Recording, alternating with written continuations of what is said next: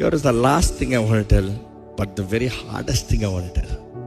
Every time you ask God, do this for me, God is asking you, are you willing to change? నువ్వు మారతానికి సిద్ధమా? దేవా నన్ను పలానా వారు తిట్టారు ప్రభా, క్షమిస్తాను సిద్ధమా? ఓర్చుకుంటాను సిద్ధమా? Not repeat back that point. Can you forgive and let go? Not repeat about it. అది జ్ఞాపకం చేసుకోకుండా, మరలా అది ఎత్తి మాట్లాడకుండా, కండిషన్స్ పెట్టకుండా, వారు సరిగా ఉంటారో లేదో కాదు, నువ్వు సరిగా ఉంటాను సిద్ధమా? Can you change? Not them change, because we all expect other person to change. Can we change? That is the toughest part. అందుకని యథార్థంగా that is the toughest part. వారు అలా చేశారు కాబట్టి నేను ఇలా, వాళ్ళు అలాగనే చేస్తారు. నువ్వు ఇలాగ ఉంటావా?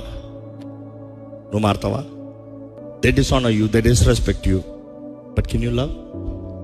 సంఘం దేవుడిని ఎన్నోసార్లు అవమానపరుస్తుంది, అయినా కూడా ఆయన ప్రేమిస్తున్నాడు. ఆయన సొంత రక్తంతో మనల్ని కడిగి he has molded us, and the molding is not force, it is through love, because we expect everybody to change but not us.